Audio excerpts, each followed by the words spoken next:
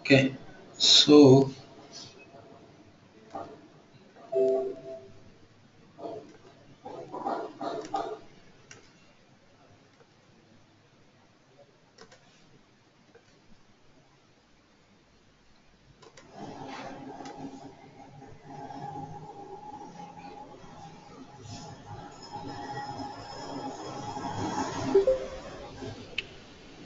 okay, so you guys are able to see my screen.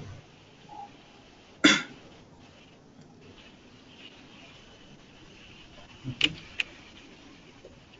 start.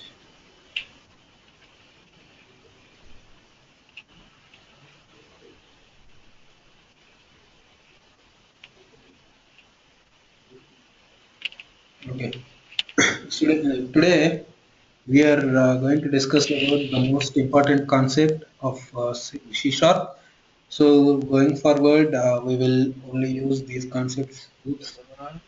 The earlier classes were very simple. Maybe all you are from background from IT, so you guys might know about those for loops, if conditions, and other stuff. So that's why we went very quickly. So from now onwards, any doubts, please raise your question so that we will discuss. And my intention, you guys should be uh, perfect in C sharp so that we can be very. Uh,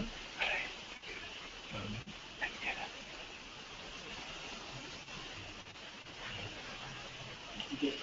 Hi Aziz, Hi, how you doing? how are you? I'm good, sir. Can't complain. Okay, so you are newcomer to the class, so can you introduce yourself? My name is Aziz Khan, and I was doing my master's in aviation, interested in ID field, so Mm-hmm. taking this course, trying to learn about .NET. Mm-hmm. So Okay, hopefully I'll get grab some knowledge from this class. okay. So you have any basic knowledge on C, C++, or Java? Like I don't have any basic knowledge. I did C language in my engineering, but I have no idea what I learned it there. Oh, So it's like everything is new for me. oh, okay. So I will share you a link so you can get the previous classes. Okay. Uh, So okay. we are recording our classes, so you can get the link. I will share you Hmm. after this class. Okay. From there, you Okay. can get the previous classes. So you can uh, quickly get on to these classes. Okay. All right. So today we are going to discuss about object-oriented programming. This is very important and very much essential for any programmer. Okay, so you have to be very keen and you should observe and listen very carefully. Okay, any doubts you guys can ask me at any point of time. Okay, so the object-oriented programming. So far we saw the if conditions, for loops, and other basic stuff like declaring variables, printing, and other stuff. Okay, so far we don't have any difficulty. We didn't see. So in earlier days, when C was there, so C is a structured programming language. So in this, the programming will be like you have to declare your variables and methods. There is no wrapping up, means there won't be any relation between one method to another method, so they are independent. So that is just structured. Structured means you will have a structure like thing, so first this method, next this method, like that, but there is no relation between one to one. Okay, so that's where the problem started. So if you want some mathematical calculations, so you can write your add function in some method, subtract in some other file, like that. But where the relation between all this? So how you will access? In C and all, you will use stdio.h. That is the file. but you can write your method in some other file also, that function. Okay, you have to refer that file, but there is no classification or grouping of those functions and members, so that this is particularly, so if you use this particular name, this is particularly intended to a group of functionality. Okay, you can say mathematical calculations or some chemical formulas or physical formulas. Okay, so you don't have anything like that in C. You cannot define, only by file names you can access, not by any other means. Okay, and even if you want to define some person's attributes and his behavior, there is no interaction between those behaviors and his properties. Okay, I hope you guys understand. So the object oriented programming means, so your programming always revolves around the object, but from where this object comes. So the object oriented programming have the very important properties, okay, or features, you can say. They are encapsulation, inheritance, and polymorphism. Encapsulation means the name itself says.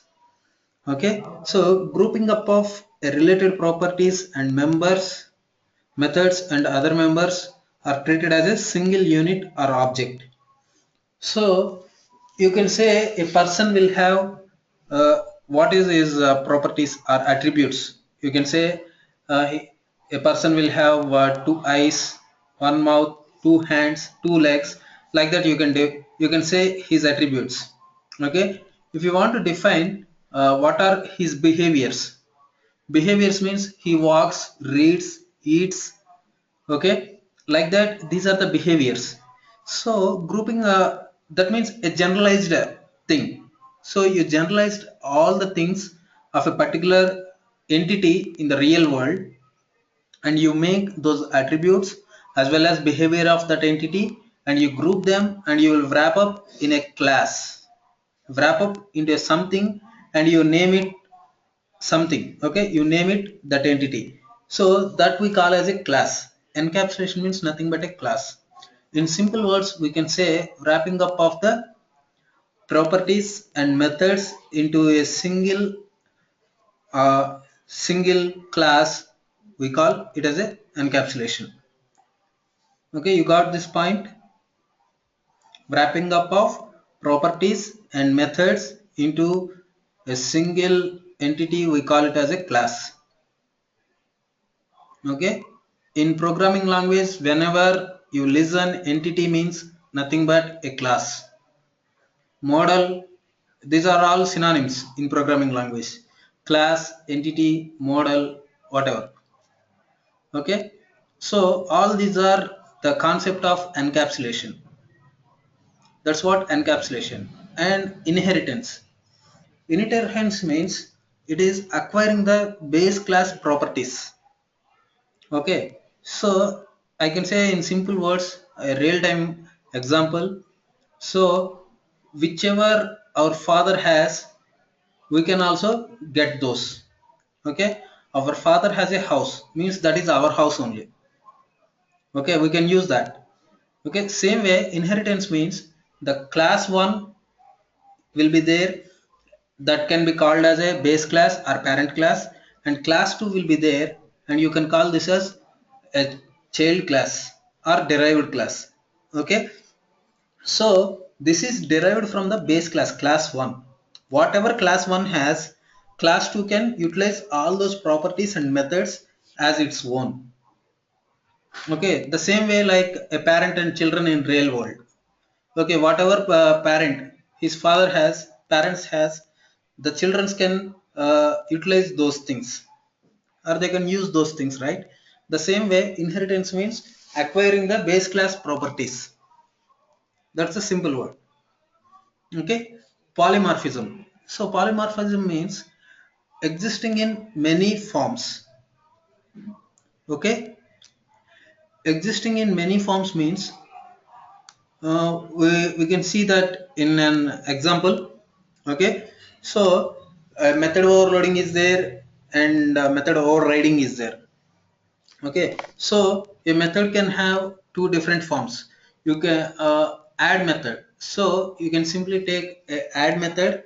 Add method, it can take two parameters, one add method, and another add method. It can take three parameters.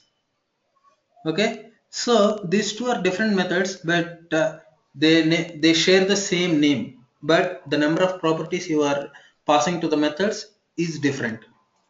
That's where the polymorphism means it will outward you can see the same name, but the at the execution time it varies. The functionality varies. Okay, that's what polymorphism. Okay, these are the very important concepts of oops. And we have one more thing, abstraction. Abstraction is nothing but hiding the in high level details to outer world. So whichever is not important, you can hide those details, means you cannot provide access to those properties or methods to other derived classes or other whichever creates this object and access, right there also you cannot access. That's what abstraction. These are the four concepts of verbs, very much important.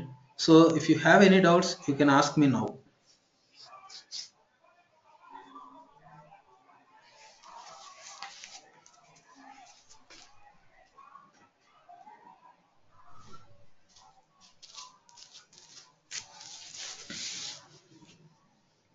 Okay, I hope you guys are clear.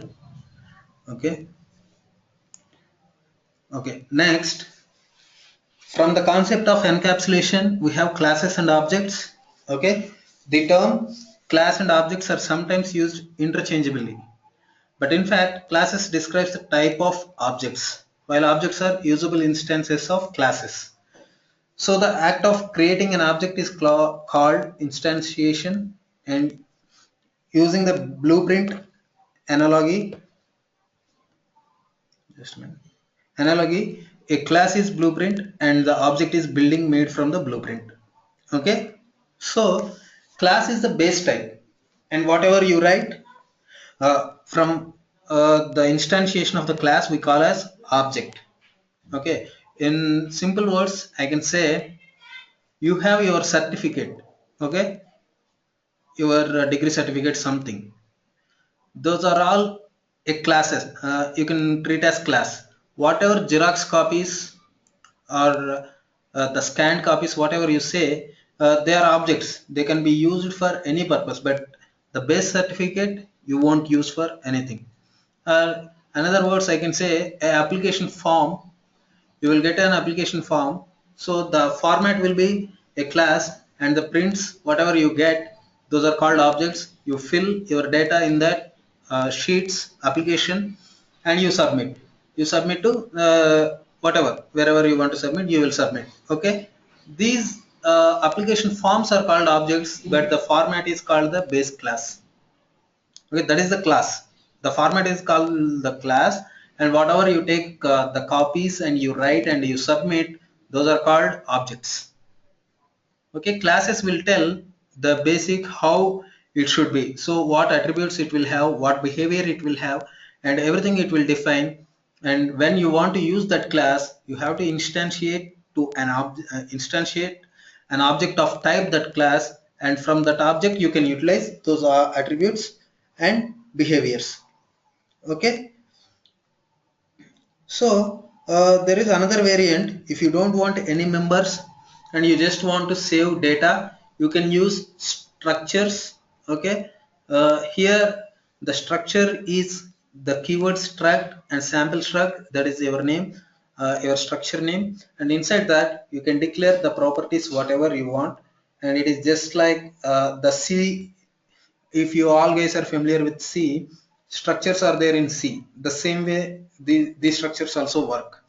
You will, these are meant for holding data, not for any other purpose. Okay, class can be declared using class keyword and then the class name. Okay, so these two examples we will see now.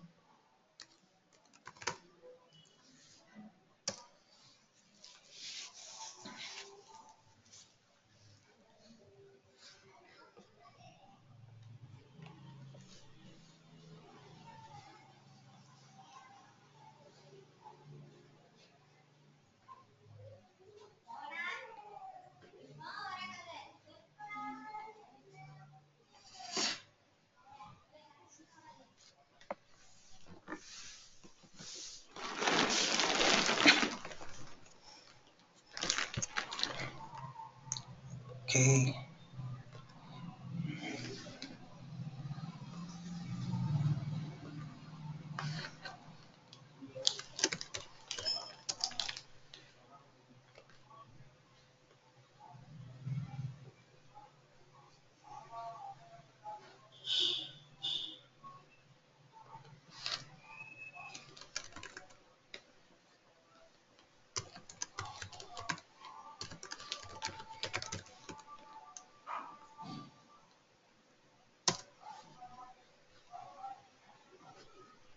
Okay, as you can see already this is a class created here. Okay, but in fact I want to create one more class for this. Okay, what I will do, public class. So public means the access specifiers. Today class only we will discuss about these access specifiers. Okay, so public class, I will take person. Okay, property int his id and property int his name. Okay, property int age. Okay, so here I am going to declare person, whatever you pass, int id, string name, string age, sorry, int age. Okay, so id equal to id, name equal to name, age equal to age.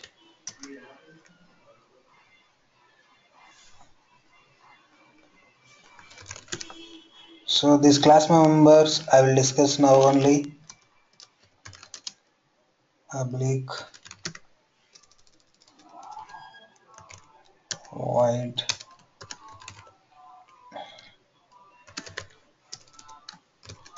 print. Okay, console.write line.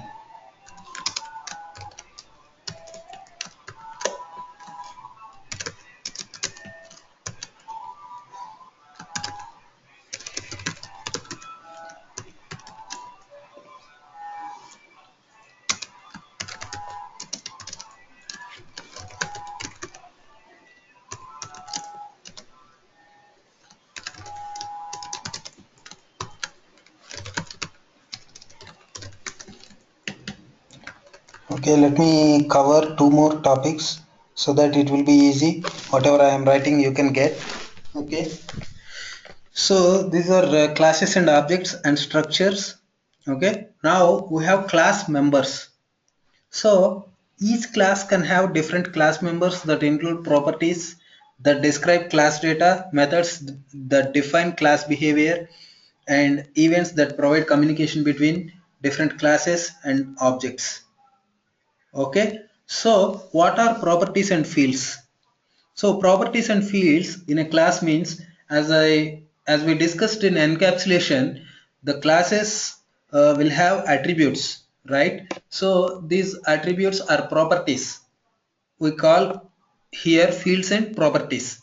Field means it is simple a declaration of variable inside a class. Okay, you are declaring a variable inside a class that is called a class member, that is simply public string sample field, that is one. Okay, and then we have properties. Properties means these are same like variables, but it will have get set methods. As you can see here, these are called properties. So this will have get and set methods. Okay, the usage of get and set methods, you can see here, private decimal sample property. Okay, inside get you can write whatever you want, means the execution whatever you want, but finally you have to return some decimal value. Get means you are getting the value of that property. Set means you are setting the value of that property. So before returning and before setting the value, In these methods, you can write whatever code you want. Okay, those are called properties and fields, and we have methods here.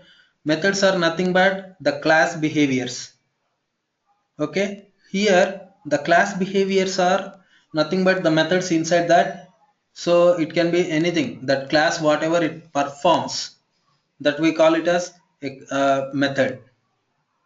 Okay, whatever action it can do, that we call it as a method here in the class. Okay, and now we have another class members, constructors and destructors. If you are familiar with C++ and Java, we have their constructor and destructors. In C++, we have constructors and destructors, and C Sharp also have, but only supports constructors. The destructor usage, it will be automatically taken care by .NET Framework CLR. Okay, so constructors will discuss about it now.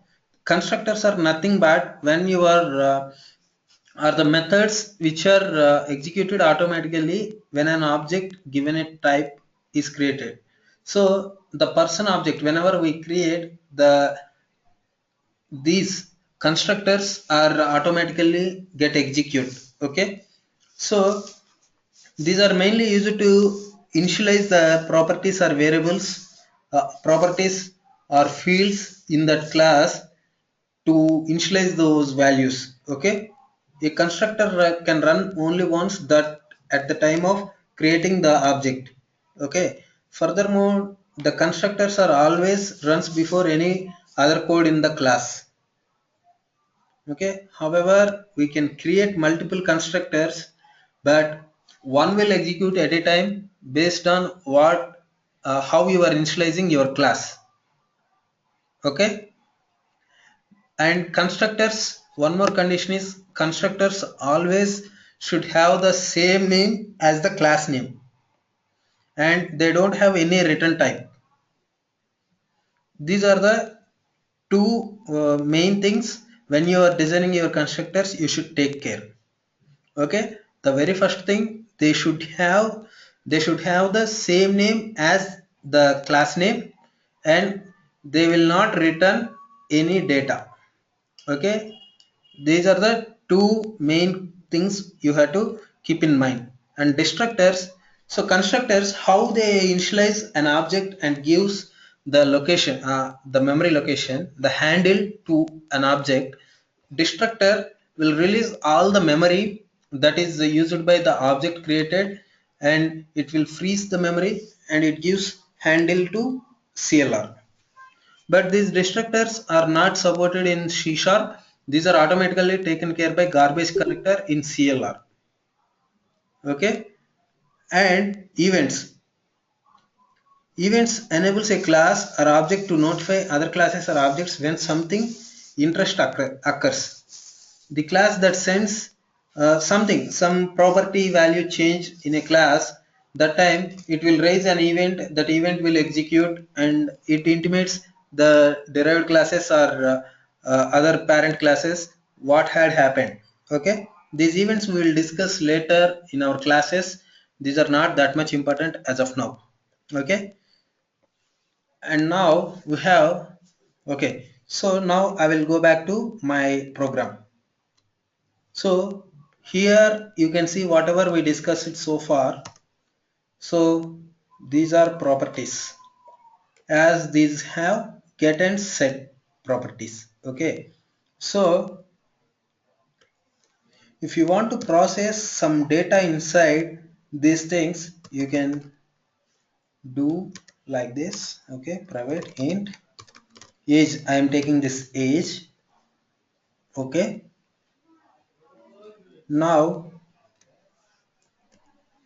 this method return underscore age. This is okay, fine. I will explain you in detail once I have completed this program. Okay. So set means always whatever you are assigning to this age, okay, this field, the value will be in a keyword value. Okay. This is by default holds the value whatever you are assigning to this age property. Okay, so we can take this if value is less than 20 or 18 and value is greater than 40, then you have to what we will do here. So throw new exception. So these exceptions we will discuss in later classes. For just understanding purpose, I'm doing it. Okay, age cannot be between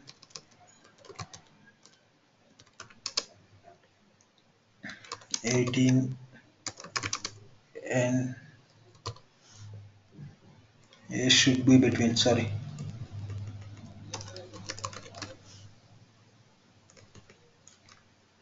else you can assign underscore age equal to value. Okay,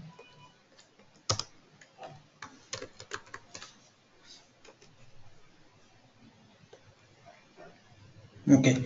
So this is my class I declared and it has properties. Okay, and I have age property which will validate the input value whatever value I am passing to this class.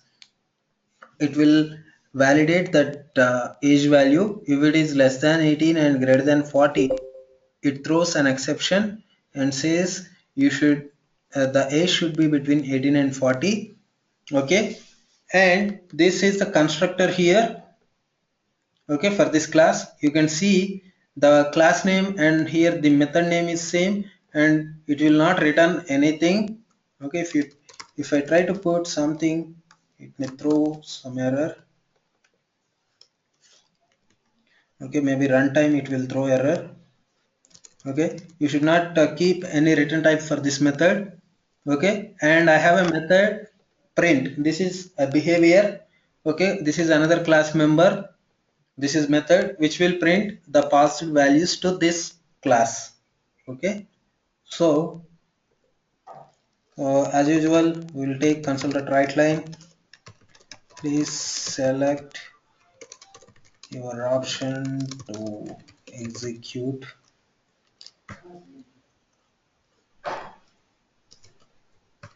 Okay, console.writeLine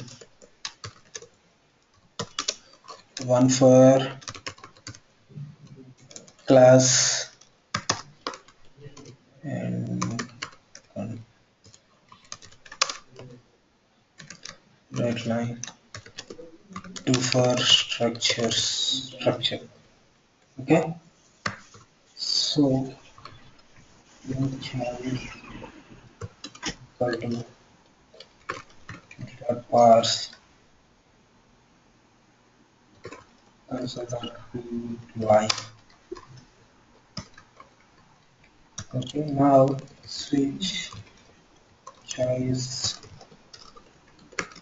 case 1. I have to declare a class of type person small person equal to new person.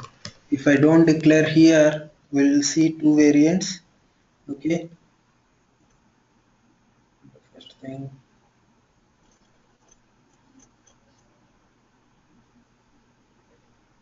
okay, get and set both are mainly to uh, any property in a class.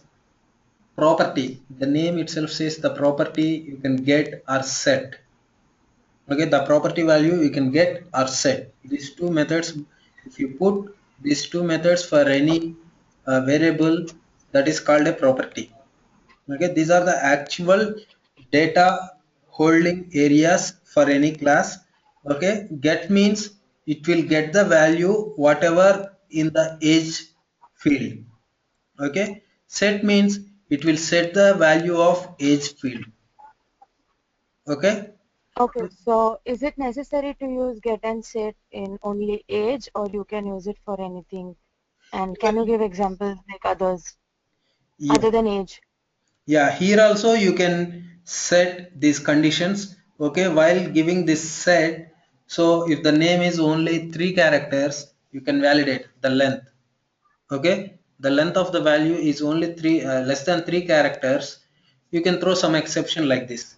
So if you want to validate or if you want to perform some action before assigning the value or before returning the value of any property, you can use those get and set methods, or else simply like this id or string. What it will do, like the if id equal to id, whatever I am passing here, it will be directly assigned to the id property. The value will be assigned to id property. If you want to Okay, process the value, processing means it can be validation, or before setting if you want to add some other action, any action you can say. Okay, if you want to do okay, any action, that time you can write inside it. Got it? okay. Yeah, Okay, so it expects some parameters. Okay, you can have a parameterless constructor. Okay, by default if you don't declare any constructors for a class, a parameter constructor by default will be assigned at runtime and the class will be instantiated. So in any programming language, you can see a data type, a class type, and the variable, and equal to new person, and they will give the brackets. Means this is a constructor which will instantiate that class object, the required memory for that class. So inside this, we have many three properties. So one is int, another is string, another is int. So according to their memory size, the memory will be allocated for this class, and the handle for this will be given to person variable. Okay. Any class instantiation, they will give this brackets because this is a constructor, parameterless constructor. By default, it will be assigned if you don't give any constructor to your class. Okay. So with this, now I will try to print. I will call person dot print method. Okay. Before this, I will write console dot write line without passing any values. Okay. After this, same another person object I will take, person one equal to new person. I have here two variants. I can pass now id 1, name John, and age I will give some 16. We will see the error what it gives. Okay, it will throw exception. Now person dot print. Okay, case 2 we will see once finishing this.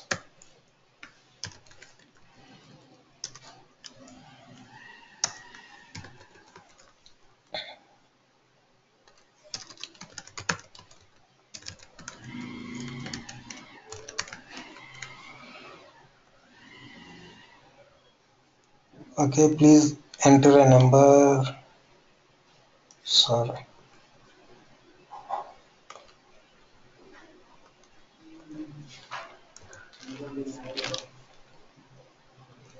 Okay, class or structure, class. So initially it prints. So we are not assigning any value, so it is printing 0 0. Okay, but it has to assign here.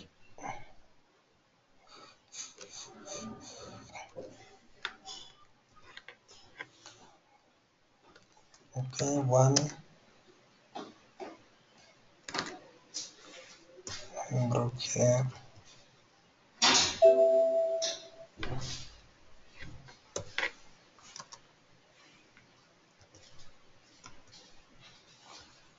What has to come here?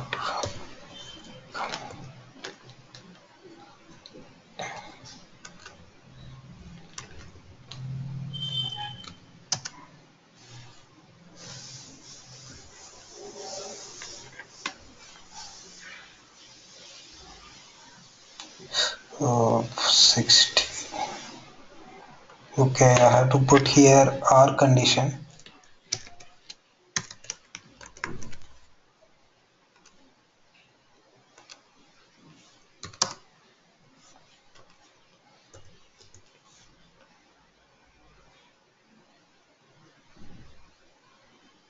So now it is throwing some exception. You can see age should be between 18 and 40. It is throwing some exception.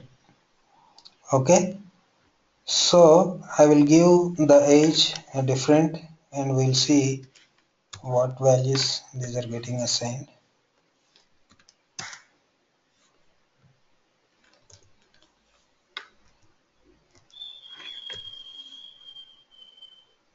These are again coming 0, 0.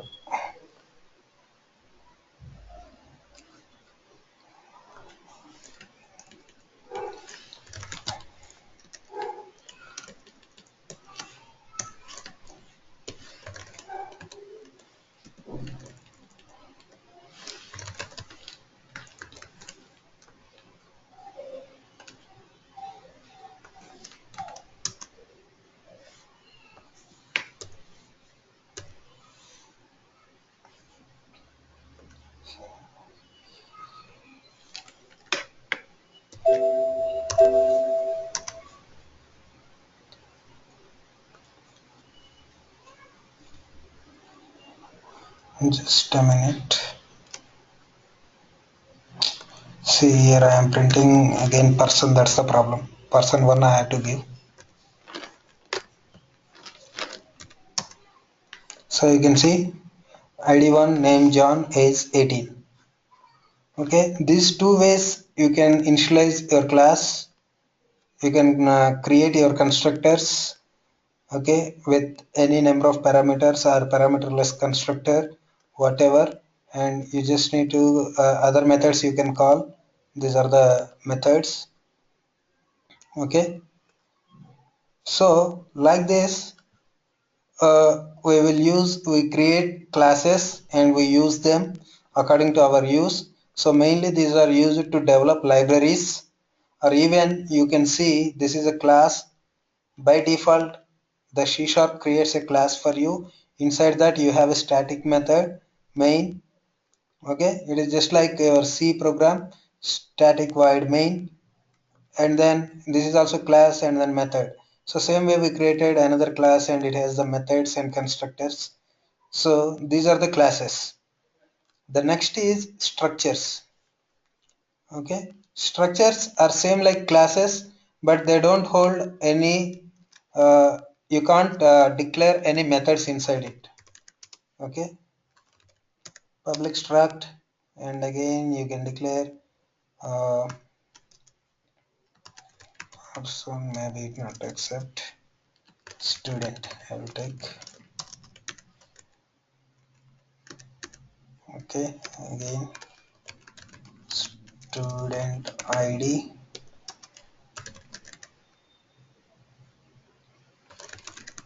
string name,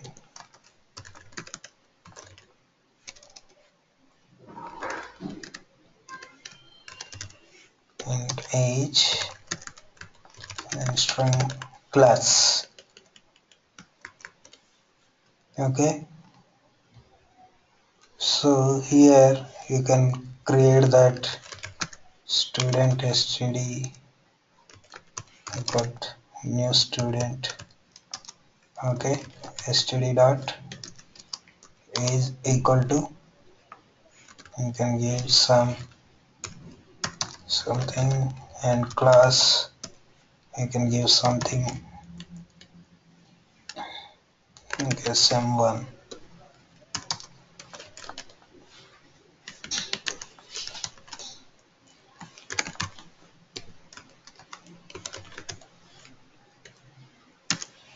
student id 1.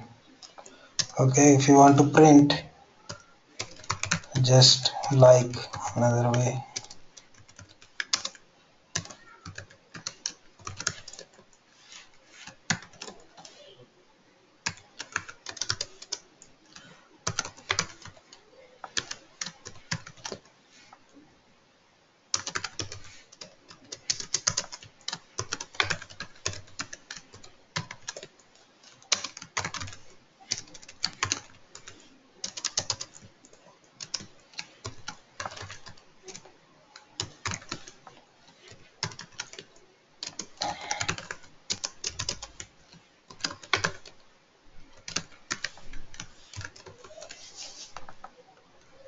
Okay, this is how the structures will work. So you can see this. Okay, this is what structures. So the main difference between these two is again initial the very first class we discussed, we have value types and reference types. So structures are value types and classes are reference types. Okay, so structures, the values will be directly stored to your uh, stack memory, whereas the classes, the memory will be stored in heap. Okay, that's the main difference between these two. And structures are very fast when you want to use the data only data related operations. So bring some data and show to some process it and do some operations and show print something like that. That time structures are very much useful. Whereas class, along with data, if you want to perform some operations, extra operations, then you have to use classes. So any more doubts on these two? Or you guys are good?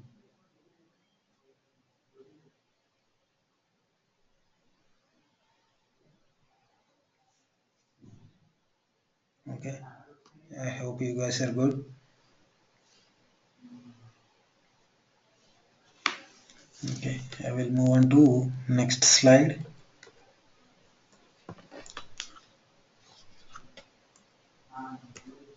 Now access modifiers.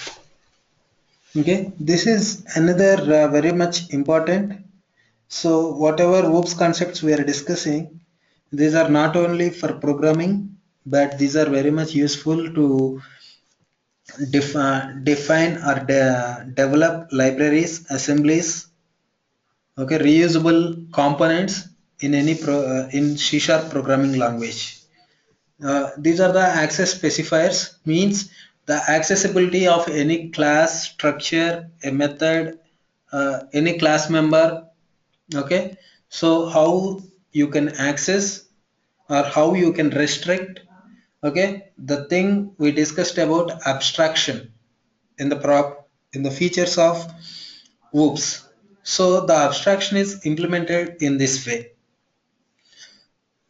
Okay, by defining some access modifiers or access levels.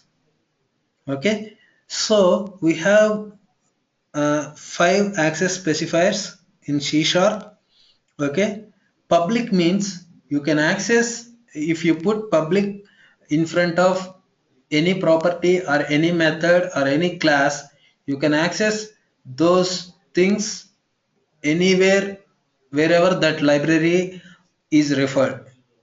Okay, the reference to the library is added.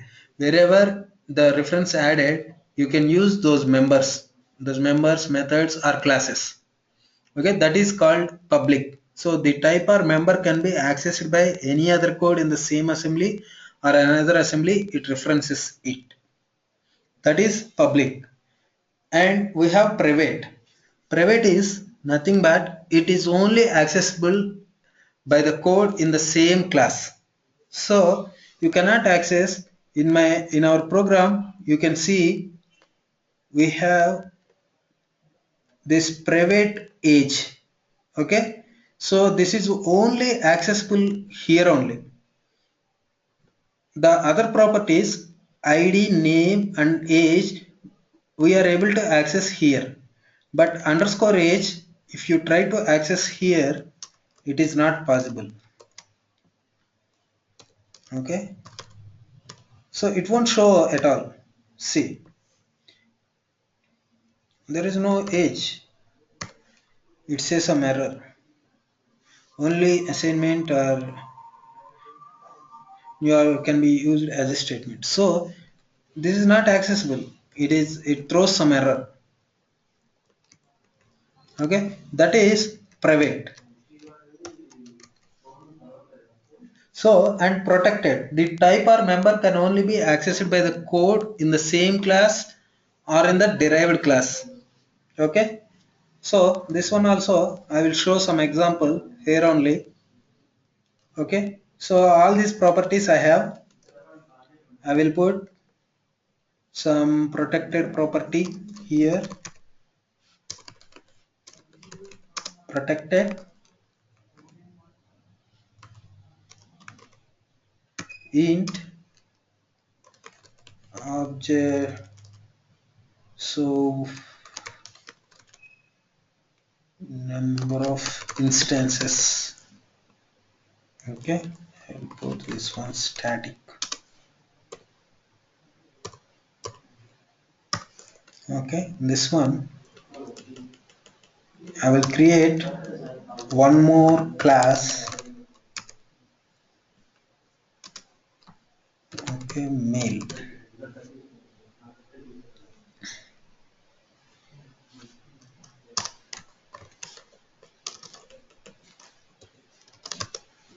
Or you can take employee.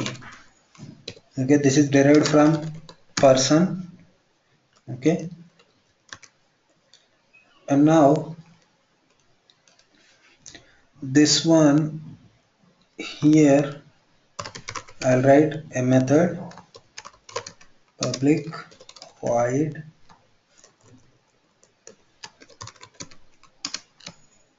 print number of instances.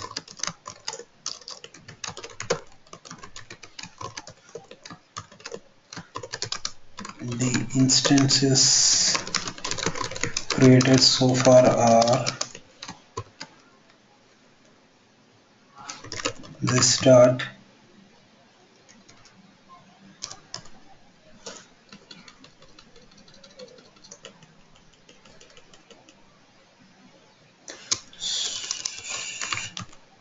number of instances. Okay,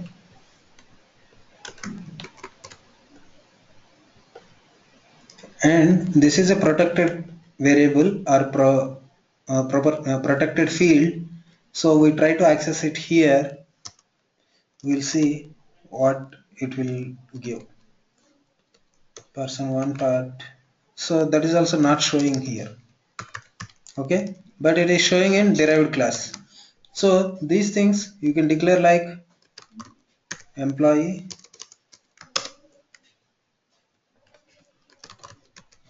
Okay, here also I will give employee only.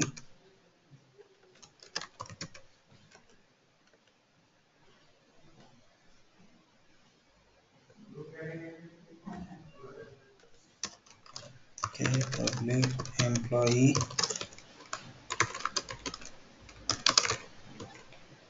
int id string name int age.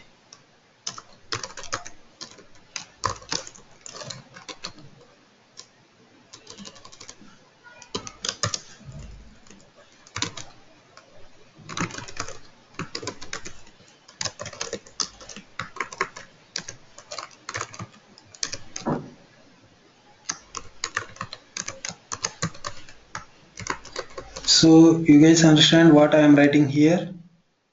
So employee is derived from person. Okay, it has its own constructor and it also expects same id, name and age. So I put a simple colon and I put base, means it will call the parent class constructor here. Okay, so it is passing the values to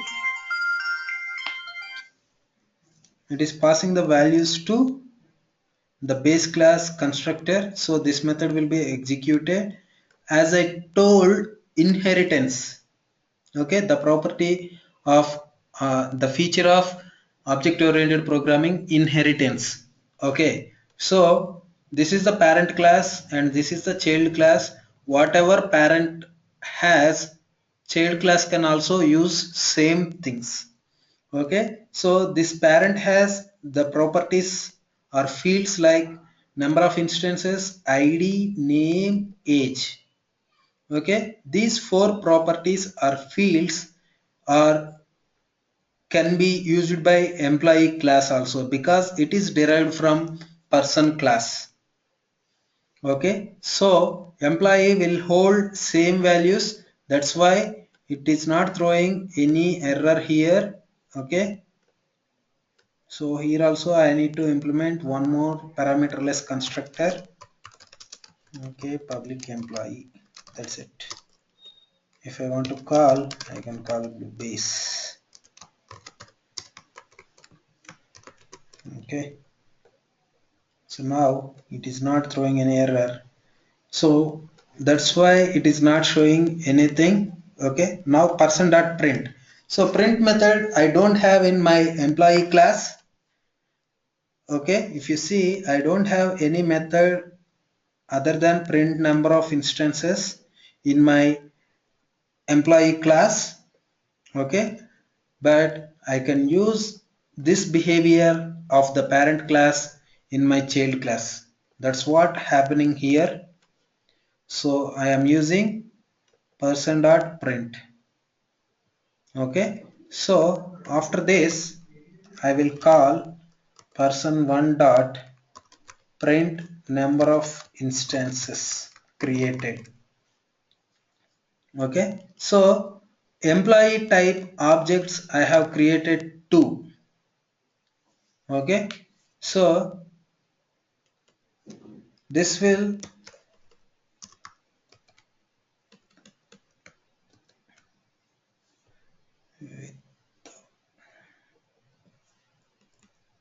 with passing values.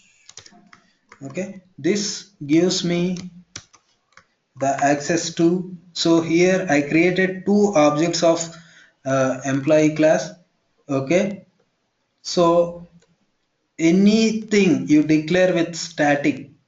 Okay, static means the value will not be changed whenever you create any objects. N number of objects you create for this class, the value of number of instances will be initialized only once, and the value won't be changed unless until you manually change or programmatically you change. Okay, but the program will not, by default the values for id and all, when you create the object for employee it will be 0 by default, but for this number of instances at this first time it will increase the value of this one, and when next time the static value, static means it is same, it won't change, it will the value unless and until you change it won't get changed. So this static value remains same.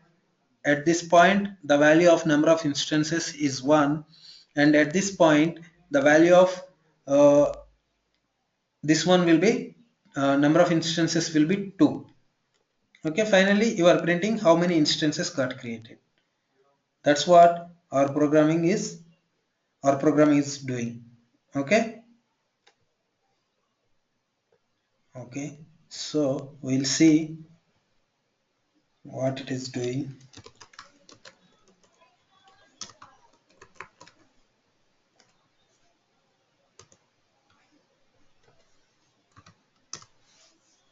You can see the number of instances created so far are 2. Got it? Okay, any doubts here? You can ask me now.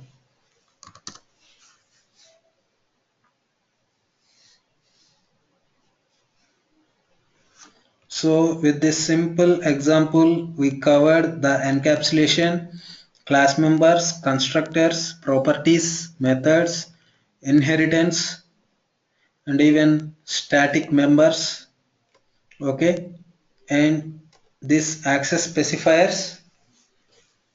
Okay, so we covered public, private, protected, and internal.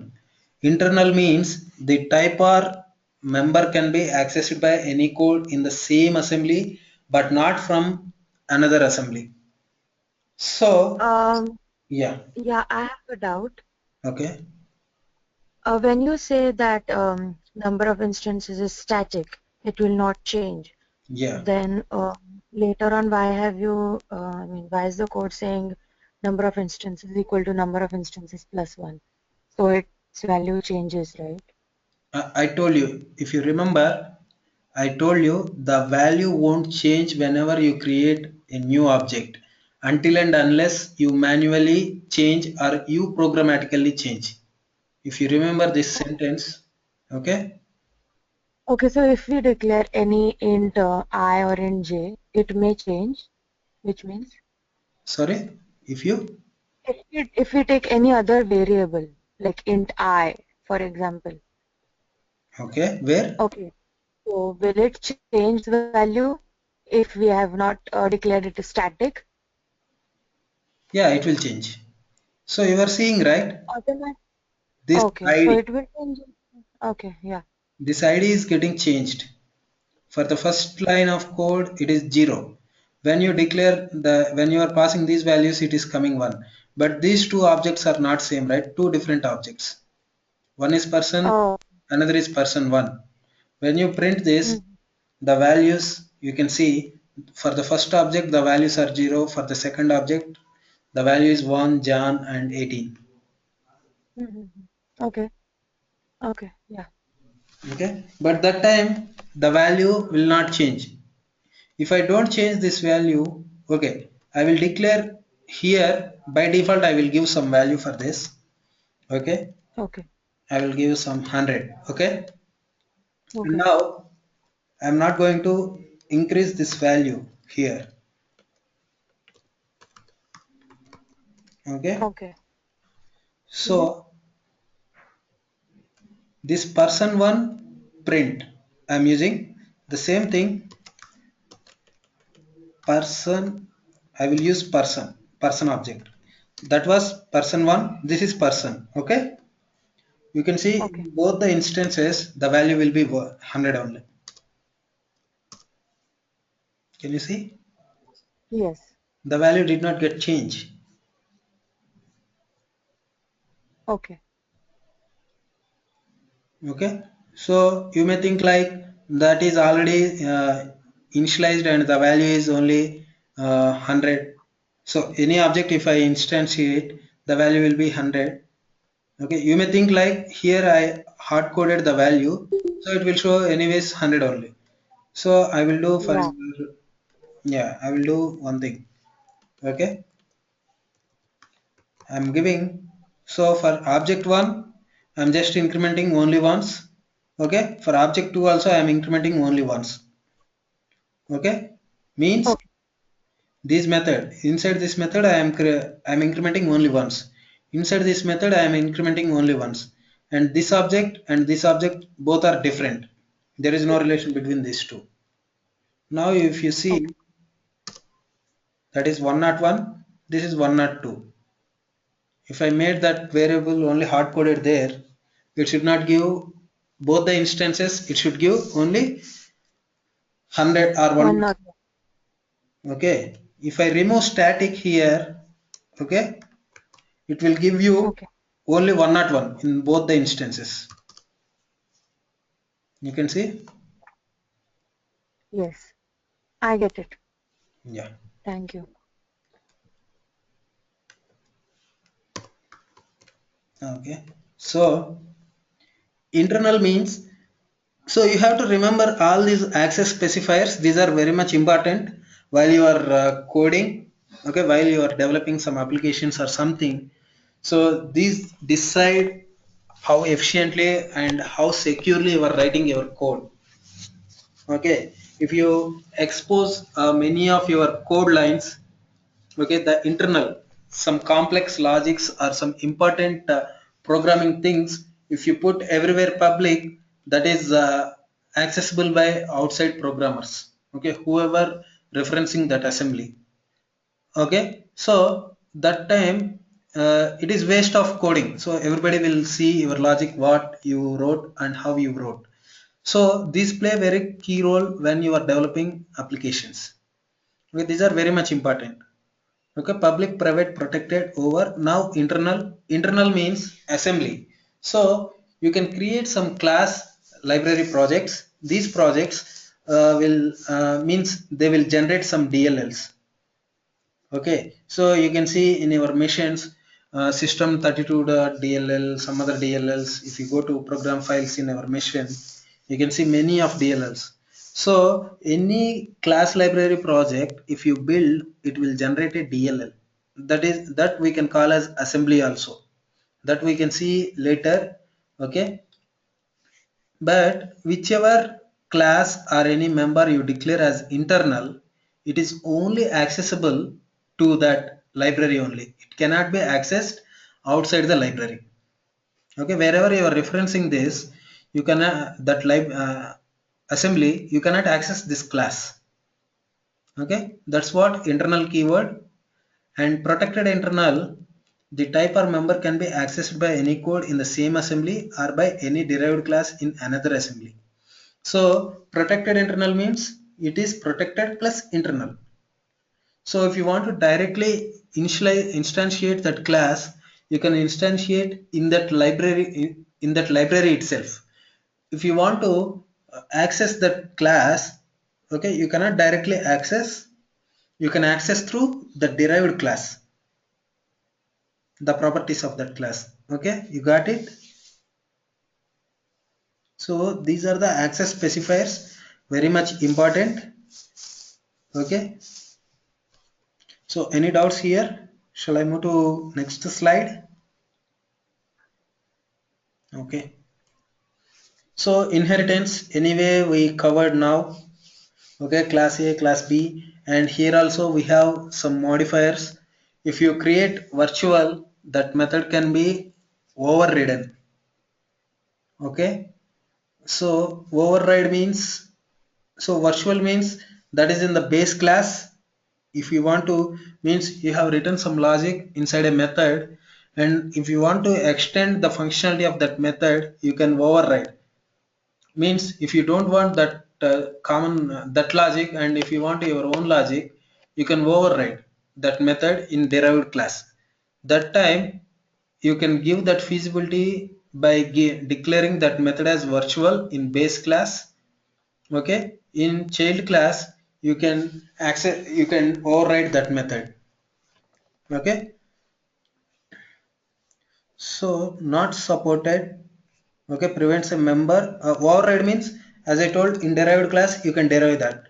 Okay, not supported means, so this one we don't use very much. Okay, this method you cannot override.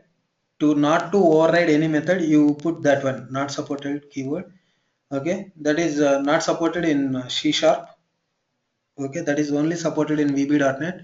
So, and abstract means, so you have to compulsory, you have to override that method. So in in any class they will give simple definition for that, but you have to write actual definition of this abstract.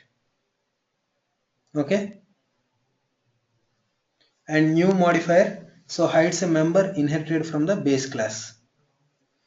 So if you use new modifier, it will hide the, so that member you cannot derive from inherit from the base class. So some properties if you want to hide from the derived classes, you can use new modifier. Okay, these are different things in inheritance. Okay, we'll see with a simple example.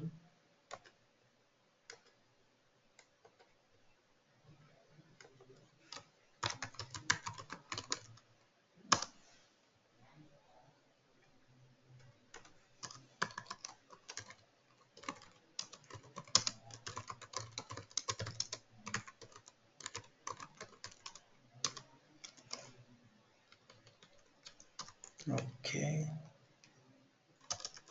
so public class parent. I will declare few methods. Okay, public virtual int add int a comma int b. Okay, and I will give execute formula. Okay, so my formula is return a star b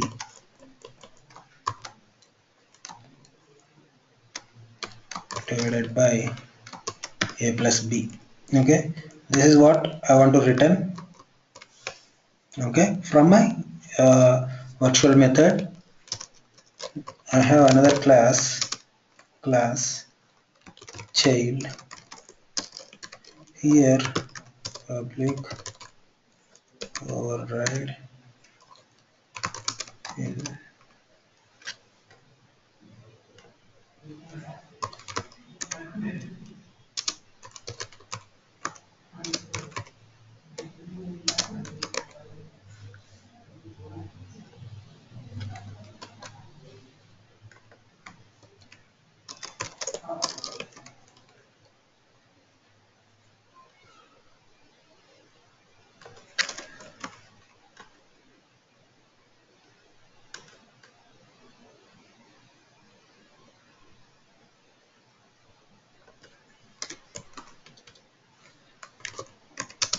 return this one a star a plus b star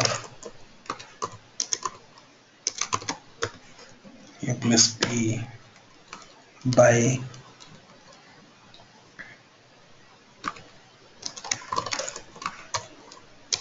a star b. Okay, this is what my method. As usual, we'll take console.write line is select your choice to execute virtual method from base class.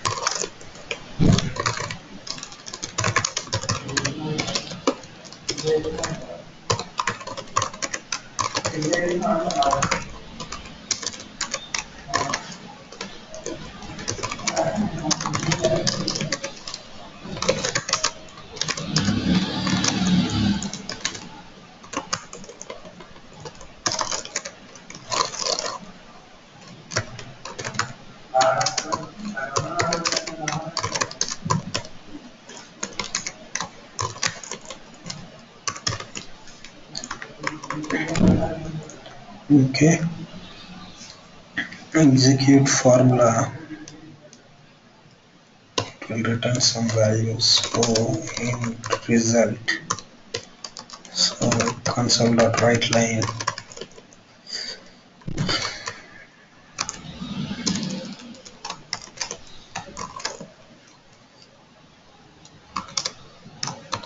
a star e slash a by b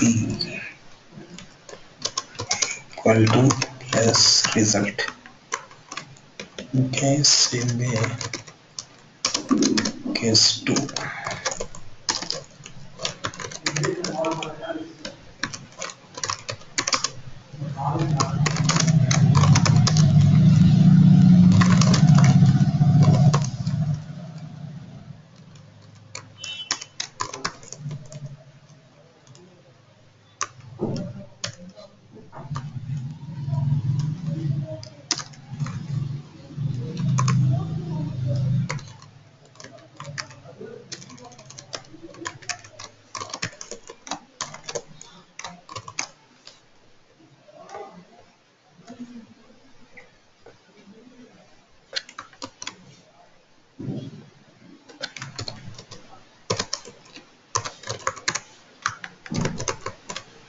Okay, so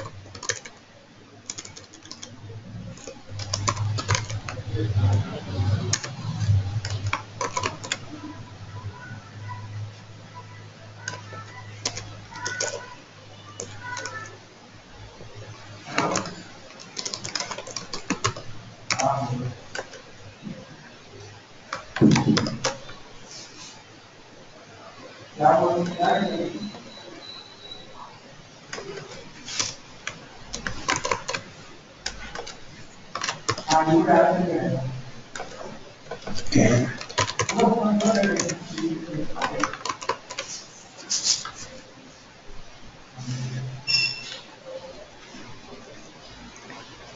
Okay, this I will explain you tomorrow. Okay, a simple mistake, something. Okay, so these are virtual and override methods. Okay, so now we have interfaces. Interfaces are nothing but these are classes without any definition. So these will give a structure how a class should, how the derived class should look like. Okay, so it will just give the declaration. The definition should be in the derived class. In this interface, if you see the first one, interface iSample interface void do something, it will just say this method should be there in the derived class, and the derived class should implement the methods, the logics for this. Okay, that is what interfaces, but these are unlike classes do not provide any implementation, so these won't have any implementations. Okay, they are implemented by classes and defined as separate entities from classes. Okay, so you can inherit means you can derive any class from these interfaces. Okay, and all the attributes and behaviors whatever defined means declared in interface, you have to implement, or you have to provide definition for all those in your derived classes.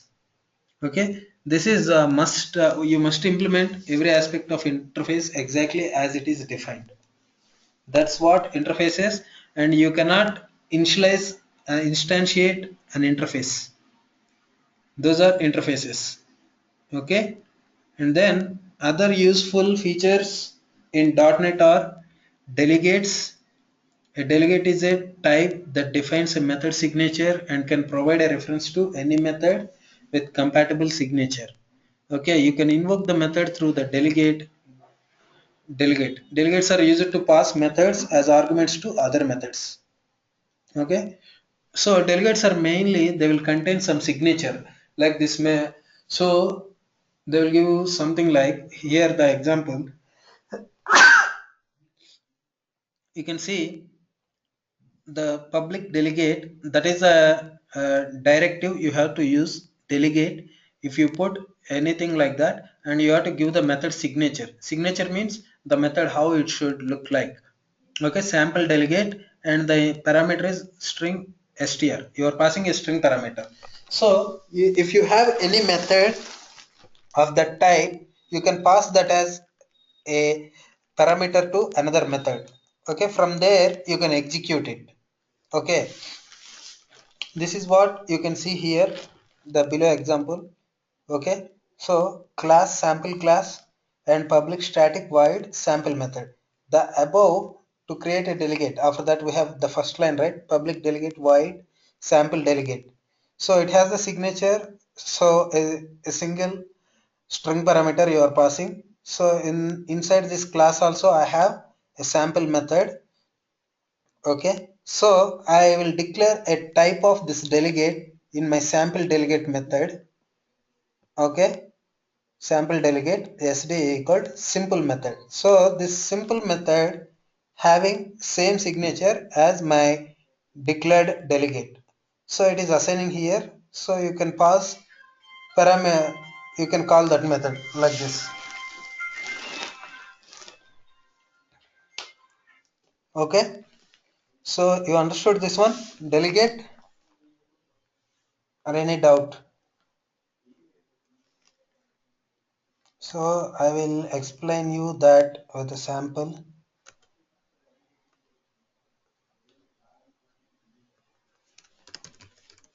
So these are simply function pointers. Okay, so you declare some delegate delegate.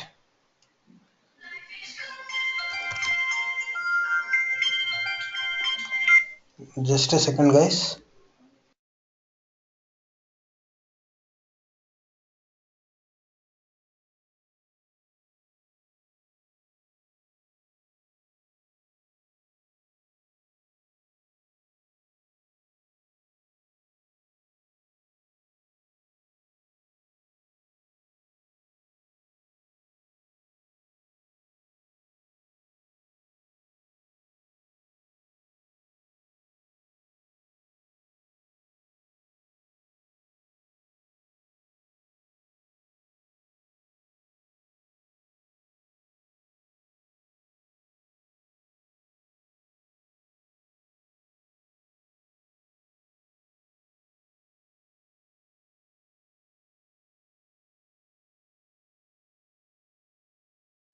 Okay, so public delegate void, I'm using same sample method. So the signature is string str. I declare like this. I have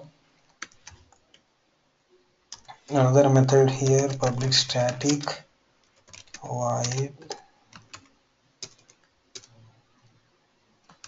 method for delegate. Okay, this having string str. Okay, here console dot write line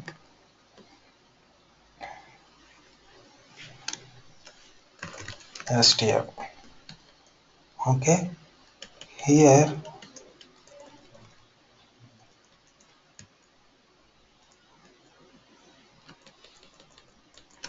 I will do one thing. This one I will put in separate class.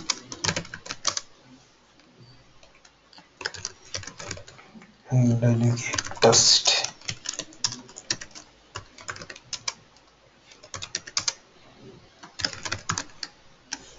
I will copy this one.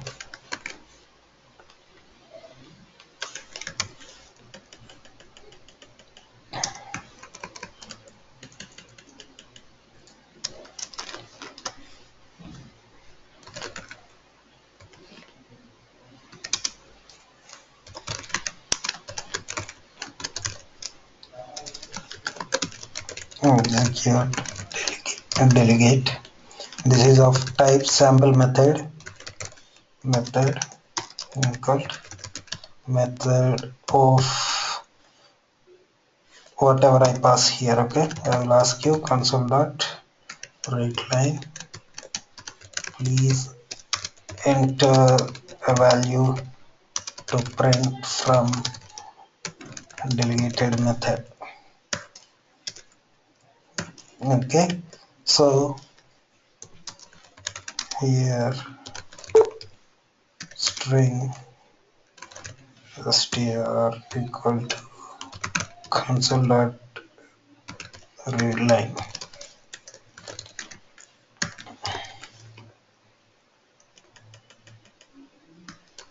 Okay, here I am creating my class object delegate test equal to new delegate test. So here I will pass execute delegate test dot method for delegate. This is what. Okay, of this console dot read line.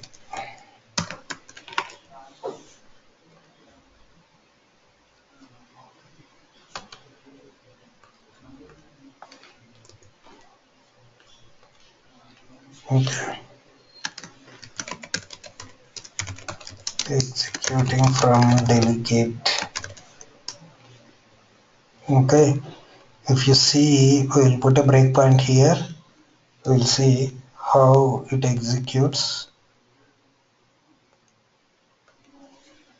where it goes. Okay, so now it came here, so it will directly come at this line. Okay, you can see. So we nowhere called this method directly, but we passed this method as a parameter to another method. From here, it is getting executed. So here I call this method. Okay,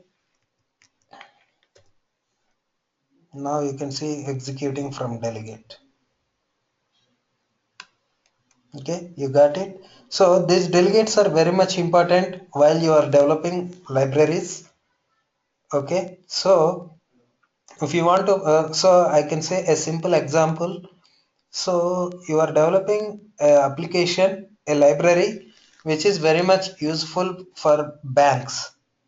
Okay, so in that application, they asked for everybody asked for a method tax calculation. Okay, so this tax calculation is different from everybody. Okay, one bank will use one kind, not tax, interest. So one bank, the interest calculation is different, another bank is different. That time, so what you will give is, you will pass the principal amount to them and number of the months. You will declare a delegate like this.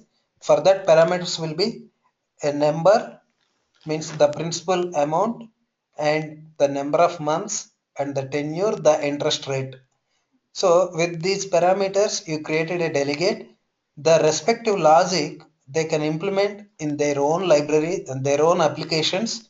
Okay, they will pass that method signature to your library. Your library will execute those methods on the client side by using these delegations. Okay, that's the way you can write, you can execute the result according to their interest calculations formulas. Okay, that is what about delegates. You got it or any doubts?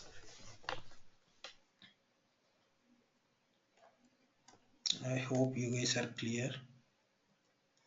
Okay, delegates, and we have generics. Okay, after that delegates we have two more classes.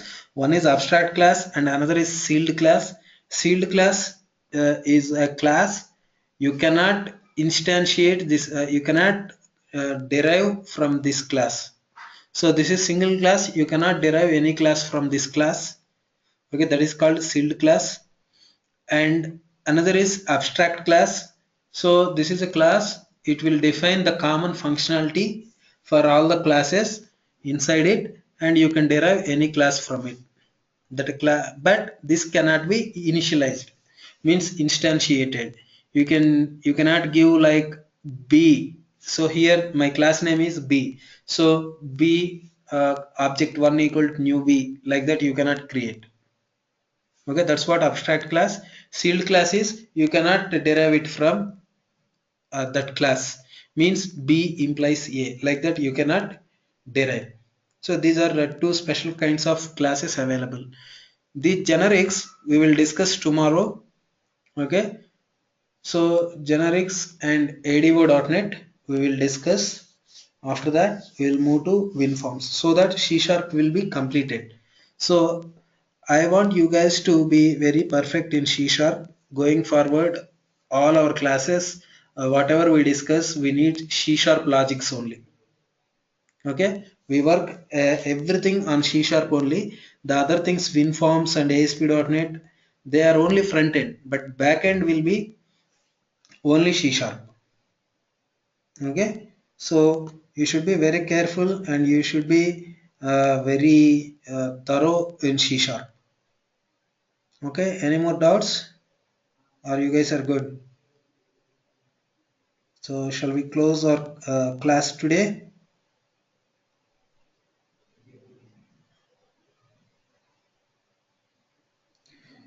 So if you see my, yeah, sure.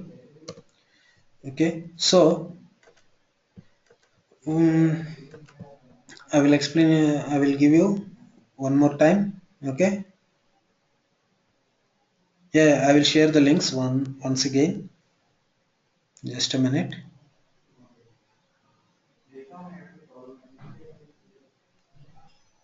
Okay, I will show you guys.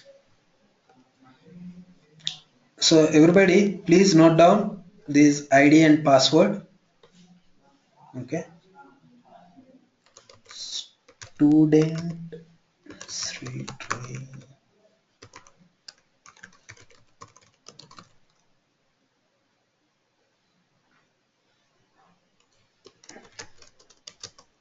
This is ID and password is,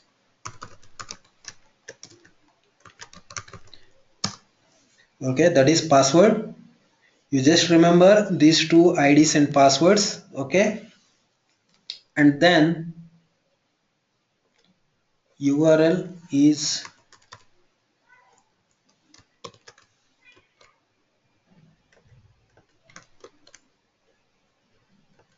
this is the URL where you can get all the samples. Okay, if you all guys installed Visual Studio 2015 or 13, you can access these programs.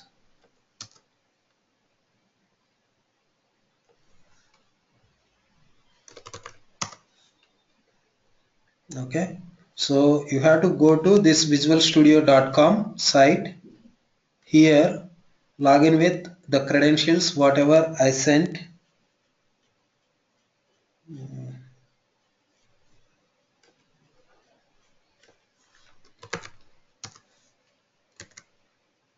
Okay, it came here.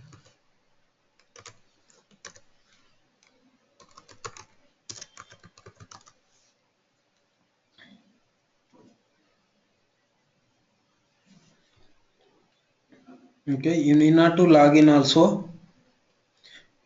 So from your Visual Studio you have to go to view. From here go to other windows. From here go to source controller explorer. Okay, from here I have already configured this, so it is showing like this. But what you can do is from, otherwise from team, okay, connect to a team foundation server. Here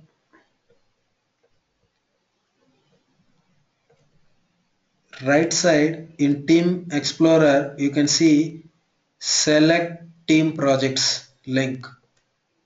Click here, it will open a window here. Here go to servers.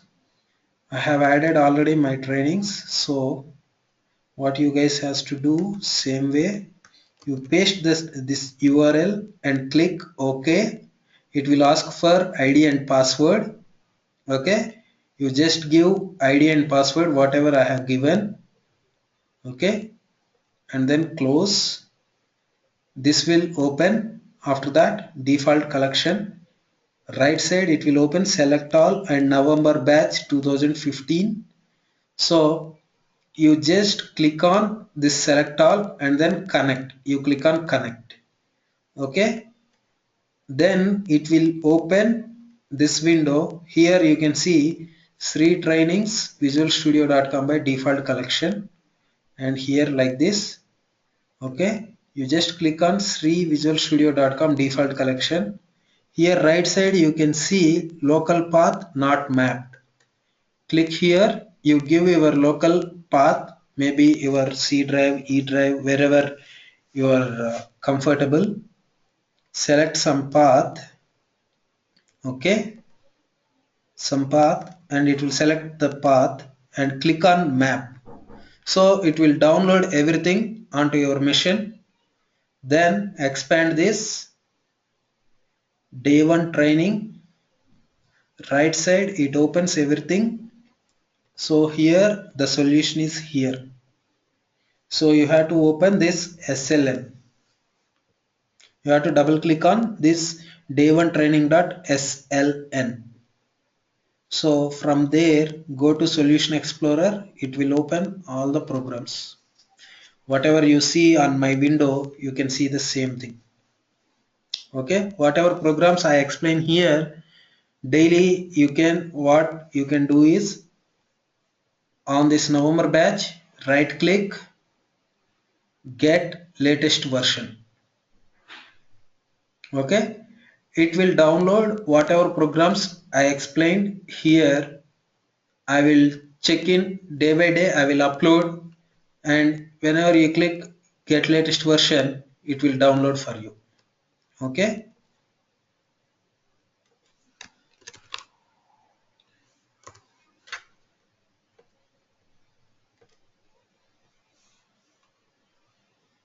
So you guys are good, right? And YouTube URL I shared already. So you guys have the YouTube URL, right?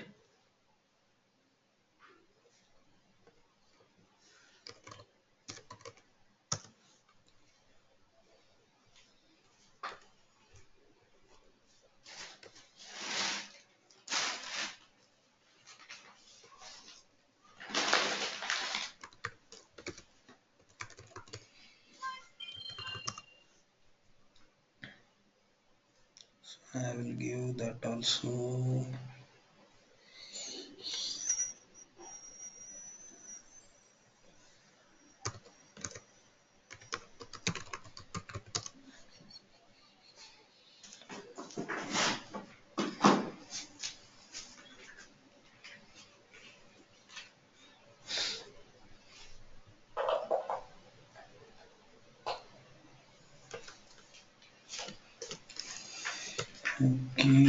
Okay.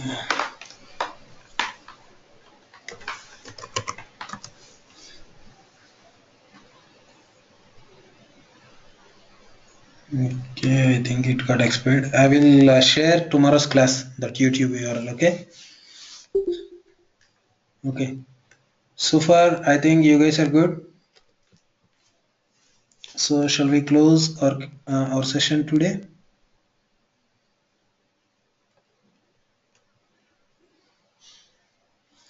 Okay. Thank you guys. Have a nice day. We'll meet tomorrow. We'll discuss about generics and ADO.NET so that the C# class will be completed.